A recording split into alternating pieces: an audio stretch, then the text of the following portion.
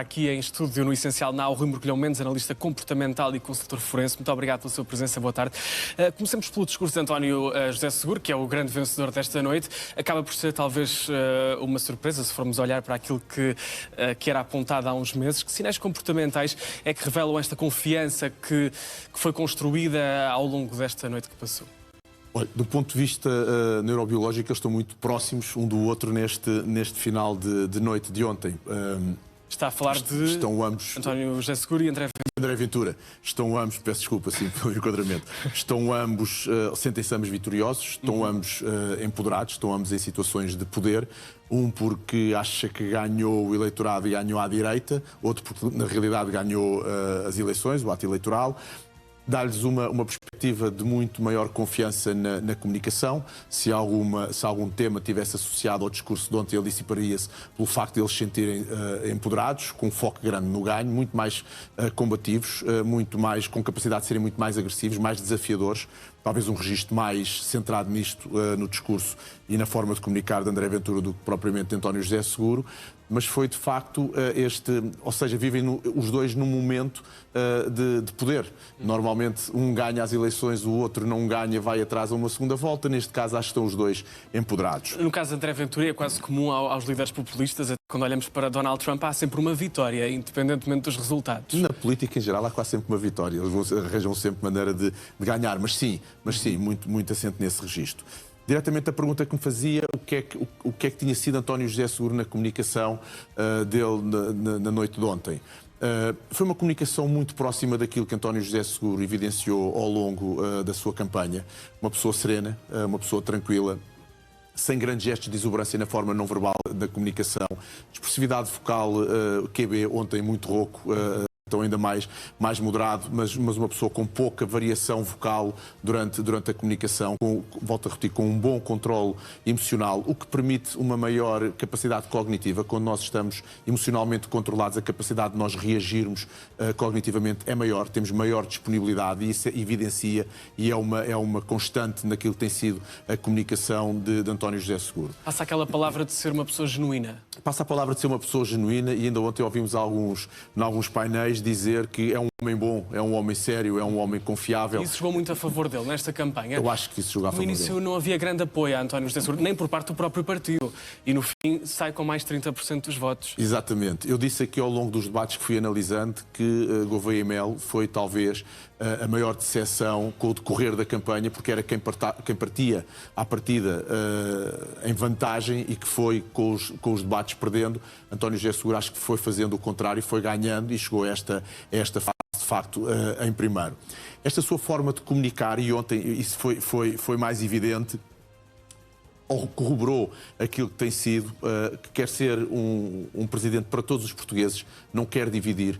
Começou o seu discurso a agradecer àqueles que fizeram todo o trabalho na campanha. Aos que não passaram à segunda fase, a dar-lhes uma palavra também de conforto. E isto, de facto, enaltece aquele espírito de ser uma pessoa talvez mais justa, mais ligada, de facto, ao eleitorado, e acho que foi uma mais-valia para ele. É lógico que com os apoios que foi tendo ao longo da campanha, ele ontem vinculou também, mais uma vez, que era uma campanha independente, portanto, não tentando fechar no ciclo daquilo que são os votos do PS, mas globais, e acho que conseguiu ir apanhar votos um pouco a todos os quadrantes. E isso é importante em contraste com o André Ventura, que tenta agregar, aliás, apenas um certo tipo de eleitorado, mesmo dizendo que quer ser o presidente de todos os portugueses, sabendo o que é que significa todos os portugueses para André Ventura. Tivemos o André Ventura, vamos lá, igual àquilo que o André... Eu acho que o André Ventura dividiu aqui esta campanha eleitoral em duas partes distintas. Uma primeira parte onde foi aquilo que a grande maioria dos portugueses o enquadra, uma pessoa combativa, agressiva, de disputa, com alguma arrogância em alguns momentos, alguma combatividade, sem medo do diálogo, do confronto. Falam-lhe no cilindro de comunicação, que é um tema recorrente. Depois teve ali dois debates muito mais moderados, em que eu pensei, vamos ter um André Ventura diferente daqui para diante. Porque muitas das vezes as máquinas de comunicação percebem que aquilo que nos traz até aqui pode ser aquilo que não nos leva daqui para diante. E se ele já tinha conseguido um eleitorado com base naquela forma de comunicar, e é estável e é seguro, então agora vou buscar outro e vou ter outra forma de comunicar. teve 2 debates, mas depois voltou ao registro mais característico dele. Isso porquê? Porque essa tal moderação que aparentava não estava a surtir efeito? Ou achava que não ia surtir efeito? Eu acho é que não houve tempo para a medir. E não sei da máquina de comunicação de Ventura o que é que pensou. Acho que para esta segunda... Mas ainda antes de ir agora à segunda volta, focando outra vez na questão de ontem, foi outra vez o André Ventura combativo, gestos agressivos, gestos mais rudes, mãos fechadas, voz exaltada, de desafio, faz vários ataques diretos, se quisermos, à direita, dizer que não tivemos os apoios devidos, mas ainda assim ganhámos, deram-nos a vitória a nós, a direita deu-nos a nós a vitória, portanto ele vai fazer disto uma bandeira, de ter ganho o espaço à direita. Aliás, há muita gente, e muitos opinion makers, que dizem que, de facto, isto é a vitória dele, não é o querer ser Presidente da República, portanto ele quer na realidade vir a ser Primeiro-Ministro num futuro. Portanto, eu acho que ele aqui já ganhou, tendo chegado aqui com estes pontos, e vamos ver o que é que vai ter na segunda volta. Faz um desafio muito direto, onde é que ele diz aqui? Faz um desafio muito direto... Peço desculpa, então só aqui apanhar. Um desafio ao eleitorado da direita, não é? Ao eleitorado da direita, mas faz ao Montenegro, dizendo que vamos ver agora do que é que são feitos e de que é que estas Mas para Luís pessoas... Montenegro também é muito difícil apoiar André Ventura. Vai ser difícil... Aliás, o Montenegro, quer dizer, o PSD. O PSD. Vai ser difícil, e aliás, já estamos a ver, eu acho que vão existir alguns recados subliminares, não diretamente de Luís Montenegro, mas do seu aparelho partidário a vir a apoiar António José Seguro diretamente, e alguns deles já o vieram manifestar publicamente, porque há aqui uma outra questão que agora tem que ser, e entrando um bocadinho naquilo que possa ser o futuro disto. Há 2 efeitos psicológicos que têm que ser analisados no que possam ser estas próximas 3 semanas. O efeito bandwagon, que é, nós por norma vinculamos a quem vai à frente. Há uma tendência de queremos ser do grupo de pertença de quem ganha.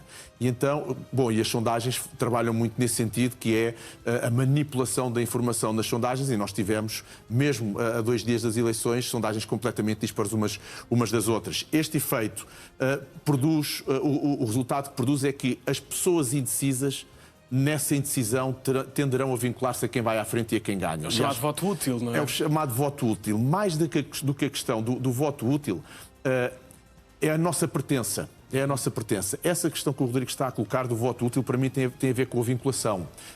Nós vinculamos, historicamente, aos partidos, aos clubes de futebol, um pouco da mesma forma, e desvincularmos disso e apoiarmos uma outra força tem um peso cognitivo e emocional muito grande nesse nosso processo de decisão.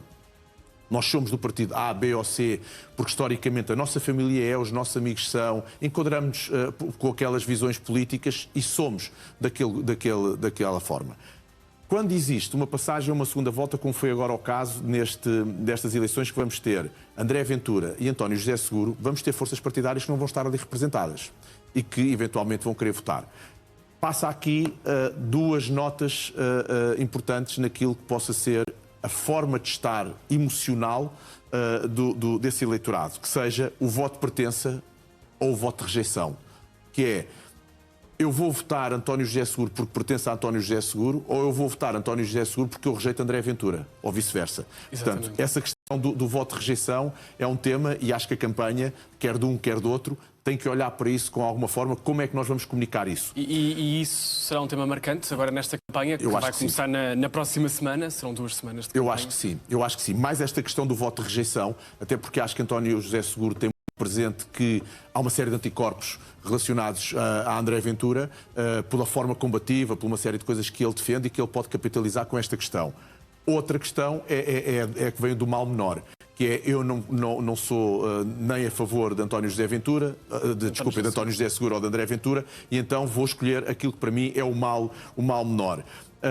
Aqui um terceiro efeito que eu julgo que não vai acontecer, a recomendação do próprio partido, quer neste caso do PSD-AD, ou da Iniciativa Liberal, ou de Gouveia-Mel, para votar num ou noutro. Eu acho que não vai acontecer assim de uma forma muito explícita. Apesar de já haver alguns elementos desses partidos a apoiarem explicitamente um destes 2 candidatos. Era o que eu dizia há pouco. Portanto, passamos a ter, se calhar, alguns recados dados por algumas pessoas de forma no âmbito particular e não na máquina partidária, porque também pode deixar vincado, de certa forma, algumas divisões e fraturas dentro destes partidos. Nesta segunda fase, acho que aquela questão, o voto deixa de ser uma escolha e passa a ser uma gestão de risco. E é entre a diferença de ser uma escolha direta no candidato ou uma gestão de risco que eles vão ter que operar estas duas candidaturas. Espera-se aqui uma mudança de postura nestes dois candidatos ou isso poderia ser contraproducente? Mostrar, afinal, esta pessoa é diferente do que aquela que eu votei na primeira volta. Pois, a questão é essa, é que se nós tivéssemos um eleitorado bem definido relativamente a isto, não tínhamos tido uma segunda volta. Teria um deles, ou André Ventura, ou António José Seguro, ganho a primeira volta, se bem que a direita estava mais fracionada do que propriamente o centro-esquerda.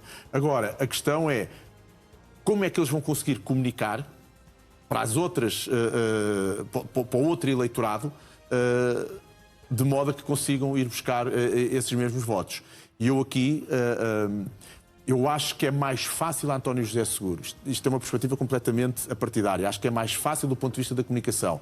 António José Seguro, por estas questões da rejeição e da questão da vinculação, ir buscar eleitorado do que propriamente André Ventura. Sendo que no fim do dia, acho que se António José Seguro ganhar e André Ventura conseguir ter mais votos do que aquilo que teve propriamente a AD nas últimas legislativas, André Ventura sai daqui reforçado e acho que cumpre na plenitude aquilo que foi o seu papel, que foi durante estas eleições presidenciais manter o contacto com o seu eleitorado e partir com uma força renovada para aquilo que possam ser umas próximas legislativas. E se virmos um André Ventura mais moderado agora nesta próxima campanha, isso pode, para tentar ir buscar votos mais ao centro e eventualmente pessoas que votam na AD, isso pode desiludir aqueles eleitores mais ferrenhos ou esses não mudam de votação? É um bom tema, poderá, mas aquela questão da vinculação, eu acho que as pessoas depois chegam a uma dada altura, são porque são.